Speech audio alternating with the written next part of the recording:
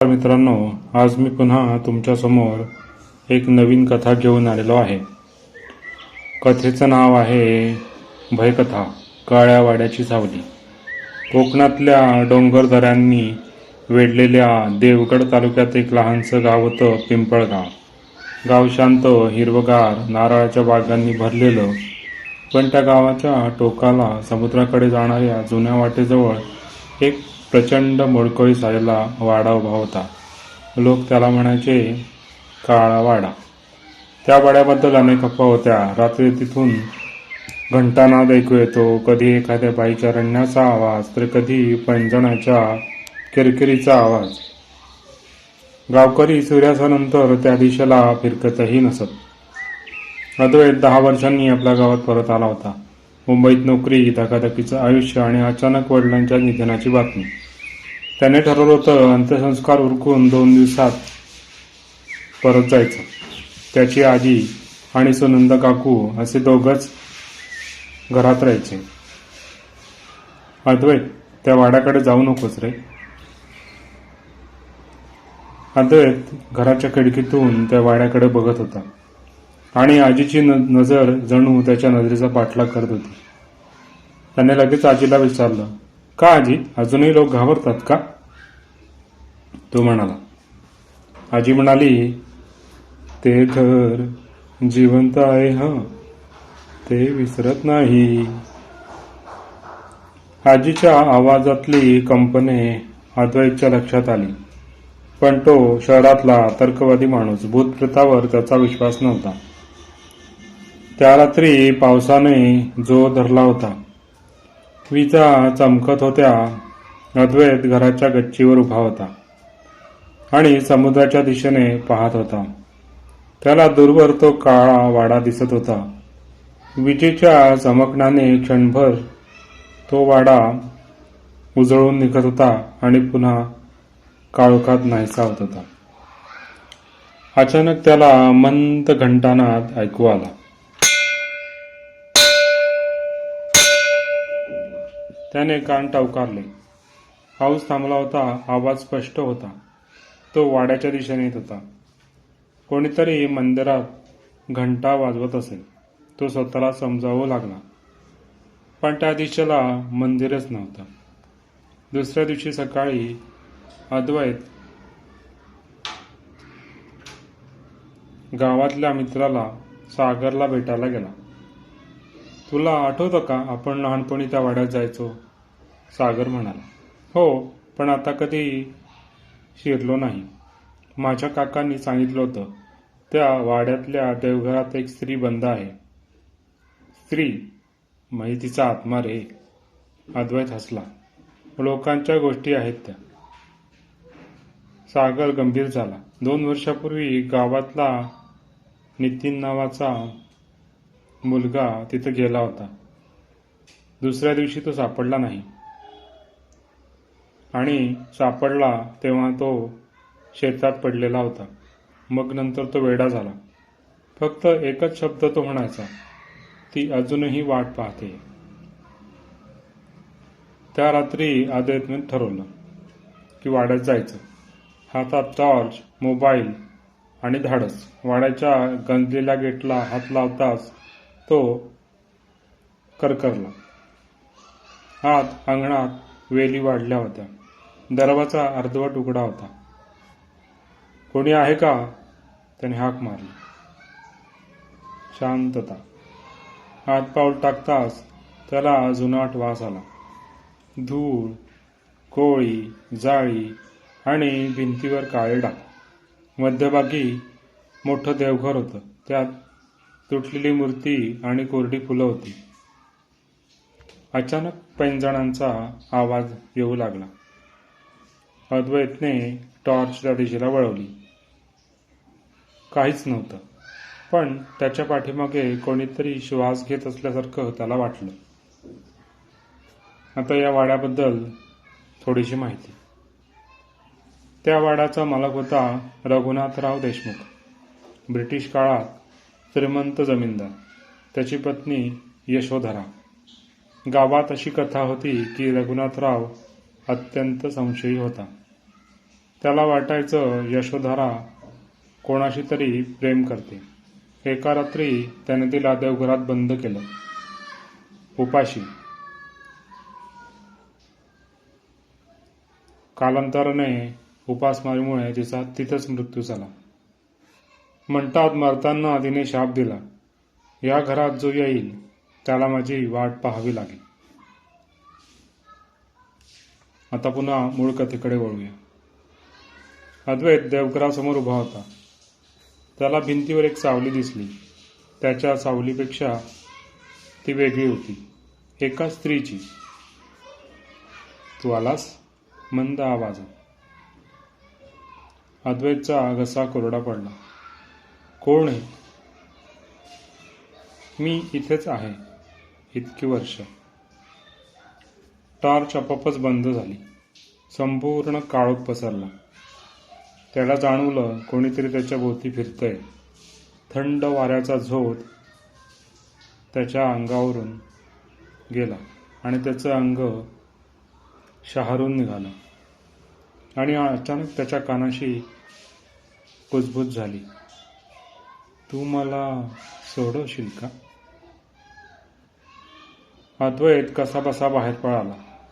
दुसऱ्या दिवशी तो गावातल्या वृद्ध पुजाऱ्याकडे गेला. पुजारी म्हणाले, त्या वाड्यात देवघरात एक गुप्त खोली आहे. यशोधरेचं अस्थिकलश अजून तिथेच आहे. तिचा आत्मा मुक्त झालेला नाही. मग अद्वैतने विचारलं, मग आता काय करायचं? पुजारी म्हणाले, तिच्या अस्थी समुद्रात विसर्जित करायच्या. पण जो कोणी ते करायला गेला तो आजपर्यंत कधीच परत आला नाहीये. अद्वैतने ठरवलं की तो हे करणार. त्या रात्री तो पुन्हा वाड्यात गेला. देवघरात जमिनीवरची फरशी उचलली. खाली एक लहानशी खोली होती. त्यात मातीचा कलश होता. तो हातात घेताच थंडगार स्पर्श जाणवला. धन्यवाद. तोच आवाज पुन्हा आला. पण अचानक दरवाजा आपटला. वारा सुटला. भिंतीवर रक्ताचे डाग दिसू लागले. आणि यशोधरेची आकृती समोर उभी होती. डोळे पांढरे, केस विस्कटलेले. मला सोडव, नाहीतर तूही इथेच राहशील. अद्वैत धावत समुद्राकडे गेला. पाऊस, वीज, वादळ, समुद्र उसळत होता. त्याने अस्थिकलश उघडून अस्थी पाण्यात टाकलं. क्षणभर सगळं शांत झालं आणि त्याच्या मागे एक सौम्य आवाज आला, मी मुक्त झाले. समुद्र शांत झाला. दुसऱ्या दिवशी गावात बातमी पसरली, काळ्या वाड्यातून आवाज येणं बंद झाले. अद्वैत मुंबईला परतला. पण काही महिन्यांनी त्याला स्वप्न पडू लागली. एक स्त्री खिडकीत उभी आहे आणि हसते. तू मला मुक्त केलंस, पण मी तुझ्यासोबत आले आहे. एका रात्री अद्वैतच्या मुंबईतील फ्लॅटमध्ये घंटानाद झाला.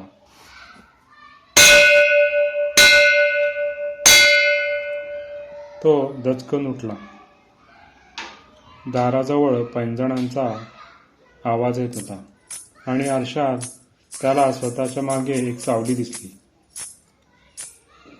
काळ्या वाड्याची सावली त्याच्यासोबत आली होती. कथा इथे संपत नाही, कारण काही आत्मे मुक्त झाले तरी त्यांची सावली कधीच जात नाही. मध्यरात्र. अद्वैतचा श्वास जोरात चालू होता. त्याने पुन्हा आरशात पाहिलं. त्याच्या मागे कोणीच नव्हतं. हे सगळं माझा भ्रम आहे असं तो स्वतःशी पुटपुटला. पण जमिनीवर पाण्याचे ओले ठसे होते. जणू कोणी समुद्रातून चालत घरात आलं होतं. आणि त्या ओल्या ठशांच्या शेवटी पैंजणाचा एक मोडका मणी पडलेला होता. पुढच्या काही दिवसात अद्वैतला विचित्र गोष्टी जाणवू लागल्या. घरात मंद घंटानाद होणं, खिडकी आपोआप उघडणं, मोबाईलमध्ये कॅमेरावर क्षणभर दिसणारी स्त्रीची सावली. एका रात्री त्याने धाडस करून कॅमेरा चालू ठेवला आणि झोपला. सकाळी व्हिडिओ पाहताना त्याचा जीव थरथरला. रात्री 3:17 तो गाढ झोपलेला असताना त्याच्या पलंगाशेजारी एक स्त्री उभी होती. तिचे केस लांब, ओले, चेहरा स्पष्ट आणि ती हळू आवाजात म्हणत होती, "तू मला अपूर्ण सोडलंस." अद्वैत पुन्हा गावात गेला. सागर त्याला पाहून चकितच झाला. "परत का आलास?" अद्वैतने सगळं सांगितलं. गावातल्या पुजाऱ्याने गंभीर आवाजात सांगितलं, "अस्थी विसर्जित केल्याने शरीर मुक्त होतं, पण शाप नाही." यशोधराचा आत्मा वाड्याशी बांधलेला नव्हता, ती एका व्यक्तीशी बांधलेली होती. अद्वैतने विचारलं, "कोणाशी?" पुजारी त्याच्याकडे पाहत राहिले. "रघुनाथरावाचा पुनर्जन्म." क्षणभर शांतता पसरली. "तुझं पूर्ण नाव काय?" पुजाऱ्याने विचारलं. अद्वैत म्हणाला, "अद्वैत रघुनाथ कुलकर्णी." पुजाऱ्यांच्या हातून जपमाळ खाली पडली. गावातल्या जुन्या कागदपत्रात एक फोटो सापडला, रघुनाथराव देशमुखांचा. अद्वैतच्या चेहऱ्याशी अगदी साधर्म्य, तीच डोळ्यांची रेषा, तोच कपाळावरचा खडा. अद्वैतच्या अंगावर काटा आला. मी तो आहे?" सागर हळू आवाजात म्हणाला, "कदाचित तिचा आत्मा तुला ओळखतोय." त्या रात्री अद्वैत पुन्हा वाड्यात गेला. वाडा आता अधिकच काळा, अधिकच जिवंत वाटत होता. देवघरात उभा राहून तो ओरडला, "यशोधरा, मी आलोय." वारा सुटला, दरवाजे आपटले आणि ती समोर प्रकट झाली. यावेळी तिचा चेहरा स्पष्ट होता. दुःख, राग आणि प्रतीक्षा स्पष्ट जाणवत होती. "तू मला बंद केलंस, आठवतंय?" अद्वैतच्या डोक्यात चित्र चमकू लागली. देवघर, रडणारी स्त्री, बंद दरवाजा आणि स्वतःचा कठोर चेहरा. तो गुडघ्यावर कोसळला. "मी नाही, तो होता. आत्मा बदलतो, पाप नाही," ती म्हणाली. "मग तुला काय हवं आहे?" अद्वैतने विचारलं. ती जवळ आली. "माझं प्रेम किंवा तुझं प्रायश्चित." अचानक त्याच्या हातावर जखम उमटली. जणू काही कोणीतरी नखाने ओरबडलं. "तू माझ्यासोबत राहशील किंवा या घरात कायमचा अडकशील? निवड तुझी आहे." वाड्याच्या भिंतीवर सावल्या हलू लागल्या. अद्वैतने डोळे मिटले. "मी तुला मुक्त केलं, आता मला मुक्त कर." क्षणभर शांतता पसरली. तिच्या डोळ्यातून अश्रू वाहू लागले. मला फक्त प्रेम हवं होतं." अचानक वाड्यात प्रकाश पसरला. यशोधराचा चेहरा शांत झाला. "तू अपराध मान्य केलास, एवढंच मला हवं होतं." ती हळूहळू धुक्यात विलीन होऊ लागली.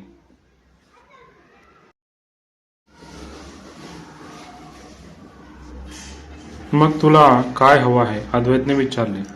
ती जवळ आली. "माझं प्रेम किंवा तुझं प्रायश्चित." अचानक त्याच्या हातावर जखम उमटू लागली. जणू काही नखांनी कोणीतरी ओरबाडतंय. "तू माझ्यासोबत राहशील किंवा या घरात कायमचा अडकशील." वाड्याच्या भिंतीवर सावल्या हलू लागल्या. अद्वैतने डोळे मिटले. "मी तुला मुक्त केलं, आता तू मला मुक्त कर." क्षणभर शांतता पसरली. तिच्या डोळ्यातून अश्रू वाहू लागले. "मला फक्त प्रेम हवं होतं." अचानक वाड्यात प्रकाश पसरला. यशोधराचा चेहरा शांत झाला. "तू अपराध मान्य करावा, एवढंच मला हवं होतं." ती हळूहळू धुक्यात विलीन होऊन गेली. "पण लक्षात ठेव, प्रत्येक जन्मात आपण आपल्या कर्माची सावली घेऊन येतो." आणि ती असं म्हणून नाहीशी झाली. वाडा शांत झाला. अद्वैत मुंबईला परतला. यावेळी कोणताही आवाज नव्हता आणि कोणतीही सावली त्यासोबत नव्हती. पण त्याच्या हातावरची जखम मात्र कायम होती. 5 बोटांचे ठसे. रात्री कधीकधी त्याला पैंजणांचा मंद आवाजही ऐकू येतो.